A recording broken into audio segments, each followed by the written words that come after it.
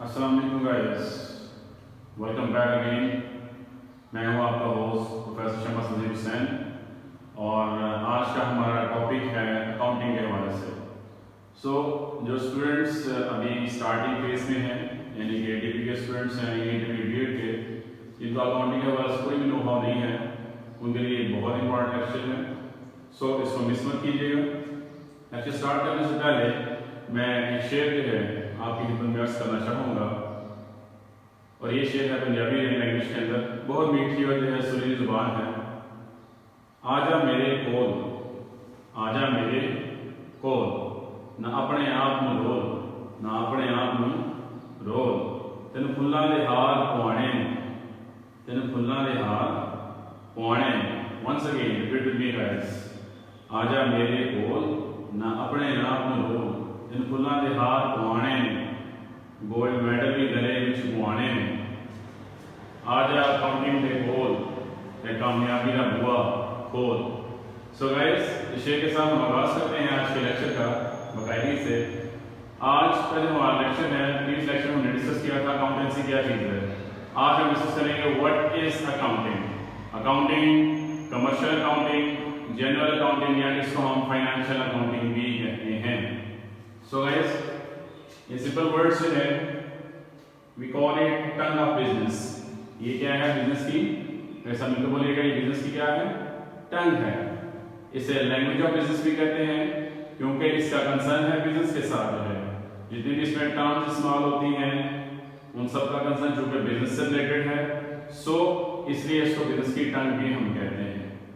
आप सब जो है चूंकि बिजनेस के स्टूडेंट्स हैं, कॉमर्स के स्टूडेंट्स हैं, बिजनेस एडमिनिस्ट्रेशन के स्टूडेंट्स हैं, तो ये आपके लिए जानना जरूरी है कि अकाउंटिंग क्या है, ये बिजनेस की टंग है। Is that clear? अब हम नेक्स्ट मूव करते हैं। नेक्स्ट वन इज, अब इसके ये 4 फेजेस हैं, 4 स्टेप्स हैं जिसके अंदर हम अकाउंट्स को करते हैं।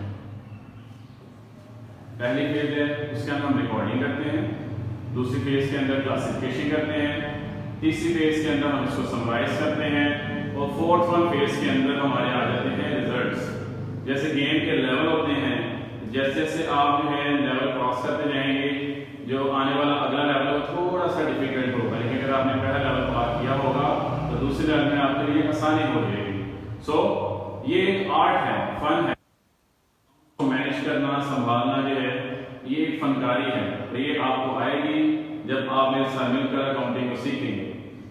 It is an art of recording, classifying, summarizing and interpreting the results of business dealings in books of accounts in a proper manner.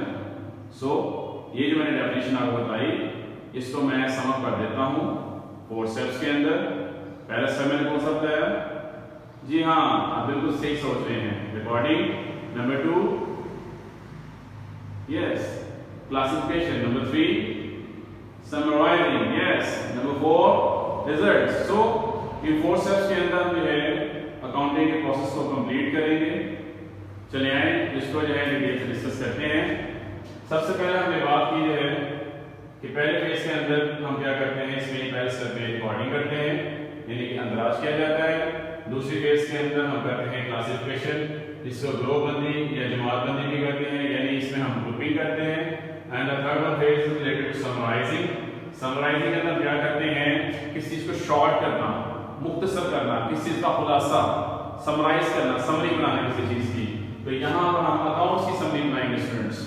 The fourth one is results. Results के अंदर क्या आएंगे, आपके नतीजे, जैसे आप भी पढ़ते हैं आपका रिजल्ट कैसा आएगा। इसी तरह जो बिजनेस कंसर्न्स हैं उनके लिए क्या जानना जरूरी है? यस, क्योंकि बिजनेस का रिजल्ट क्या होगा, आप बिल्कुल ठीक सोच रहे थे।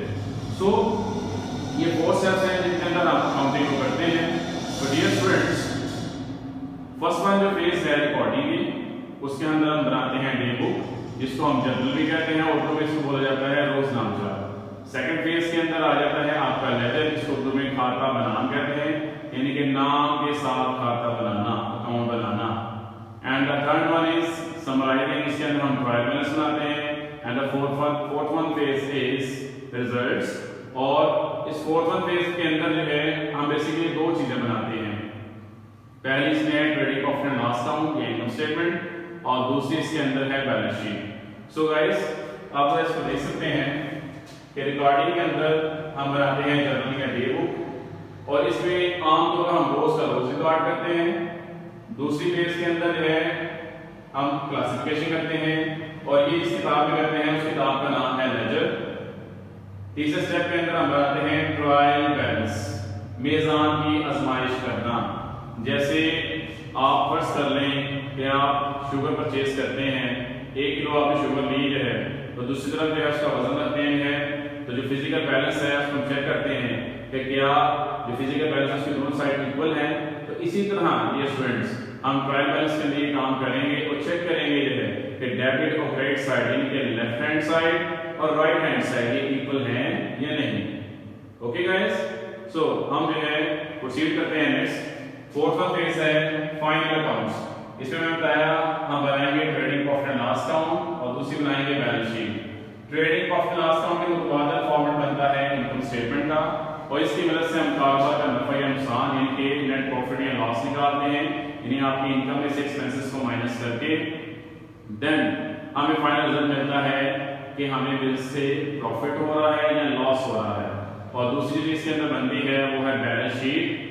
इस बैलेंस शीट के अंदर हम दो चीजों पर रिकॉर्ड करते हैं, बिजनेस की प्रॉपर्टीज का, बिजनेस की पोजीशन यानी कारोबार की प्रॉपर्टी क्या है, कारोबार की मलकियत में क्या है, यानी इनको हम नाम देते हैं अकाउंटिंग की जो है जुबान में एसेट्स का। और फर्दर चीज के अंदर आगे दूसरी वो है लायबिलिटीज। लायबिलिटी क्या होती है स्टूडेंट्स? ये होती है बिजनेस की ऑब्लिगेशंस, बिजनेस की रिस्पांसिबिलिटीज, बिजनेस के डेट्स यानी कि कारोबार की माली जिम्मेदारियां, कारोबार ने किन किन लोगों को पैसे अदा करने हैं। और मेजर जो है 2 मेन पार्टीज हैं। मेजर कितनी पार्टीज हैं? 2। फर्स्ट वन ऑनर है, ऑनर की रिस्पांसिबिलिटी, और दूसरा है आउटसाइडर्स यानी कि बिजनेस में 2 तरह की लायबिलिटीज होती हैं। The first one is related to owner यानी ऑनर के पैसे, वो भी बिजनेस के ऊपर एक डेट है, और जो आउटसाइडर्स के पैसे हैं वो बिजनेस के ऊपर एक डेट है, यानी कि बिजनेस ने आउटसाइड से गुड्स ली, सर्विसेज ली, या आपने एज बैंक से लोन ले लिया या किसी और पर्सन से लोन ले लिया है, तो वो भी बिजनेस के ऊपर एक लायबिलिटी है। सो गाइस अब मैं इस लेक्चर को जो है सम अप करूंगा एक आसान सी एग्जांपल के साथ। तो आप देख सकते हैं ये स्टूडेंट्स कि मैंने यहाँ पे मेंशन किया कि लेवल 1 में हम रिकॉर्डिंग करेंगे। सपोज कर लें स्टूडेंट कॉलेज है, उसने न्यू स्टूडेंट्स को इनरोल करना है, तो न्यू स्टूडेंट्स का रिकॉर्ड मेंटेन कर रहे हैं। तो उनके पास एक फाइल है, उस फाइल के अंदर जितने भी स्टूडेंट्स हैं, भले ही वो आईकॉम के हैं, एफए के हैं, एफएससी के हैं, आईसीएस के हैं, किसी भी क्लास के स्टूडेंट्स हैं, एक उनके पास रजिस्टर है, उसके अंदर उसको मेंटेन कर रहे हैं रिकॉर्ड को बगैर किसी डिस्टिंक्शन के, बगैर किसी फर्क के। तो वो स्टूडेंट कौन से डिसिप्लिन से है, यानी आईकॉम से है, एफएससी से है, एफए से है, किसी भी डिसिप्लिन से है, वो एक ही रजिस्टर में सीक्वेंस से रिकॉर्ड करते जा रहे हैं। तो ये पहला स्टेप है, इसके अंदर क्या किया जा रहा है? रिकॉर्डिंग की जा रही है। तो सेकंड स्टेप जो क्लासिफिकेशन का है, उसमें आप सोच सकते हैं कि उसके अंदर हम क्या करेंगे। जी हाँ, आप बिल्कुल ठीक सोच रहे हैं। क्लासिफिकेशन के अंदर हम ग्रुपिंग करेंगे यानी जमातबंदी करेंगे। आप सब स्टूडेंट्स का जो है उसको मेंटेन करेंगे, यानी कि आईकॉम के स्टूडेंट को सेपरेट कर लिया, एफए के स्टूडेंट को सेपरेट रिकॉर्ड कर लिया, इस तरह एफएससी है उसमें प्री मेडिकल है, प्री इंजीनियरिंग है, उसको सेपरेट कर लिया। तो क्लास वाइज, डिसिप्लिन वाइज आपने क्या करना है, सबको अलग अलग रिकॉर्ड कर लेना है। तो ये सेकंड फेज होगी, इसमें आपने क्या की? क्लासिफिकेशन की। सो थर्ड वन फेज में क्या करेंगे? आप करेंगे समराइजिंग, यानी चेक करेंगे आईकॉम के टोटल स्टूडेंट्स हमारे पास कितने एनरोल हुए हैं, इस तरह आईसीएस के, एफए के, एफएससी प्री मेडिकल के, एफएससी प्री इंजीनियरिंग के, या कोई और डिसिप्लिन है, तो आप उनके देखेंगे कि टोटल स्टूडेंट कितने एनरोल हुए हैं। तो ये हमारी थर्ड फेज होगी, जिसके अंदर हम क्या करेंगे? This one third phase level 3, जिसमें हम समराइजिंग कर रहे हैं, और ये काम हम करते हैं ट्रायल बैलेंस के अंदर। और लास्ट वन जो फेज होगा, फोर्थ वन फेज, ये स्टूडेंट्स उस फेज के अंदर जो है कॉलेज वाले ये चेक करेंगे, let if it is a private college तो या तो प्राइवेट यूनिवर्सिटी है, तो वो ये चेक करेंगे जी।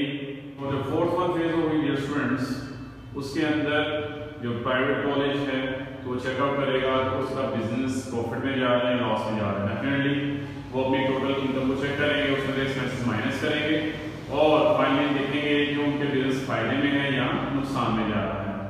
सो डियर स्टूडेंट्स, अगर आज की वीडियो आपको पसंद आई हो तो हमारी वीडियो को लाइक करना मत भूलें और अपनी वैल्यूएबल सजेशन जरूर दें कमेंट बॉक्स के अंदर जो है, और हमारे चैनल को सब्सक्राइब करें और बेल आइकन को प्रेस करना मत भूलें। तब तक के लिए देखती आंखों और सुनते कानों को शम्स नज़ीर हुसैन का सलाम अदा।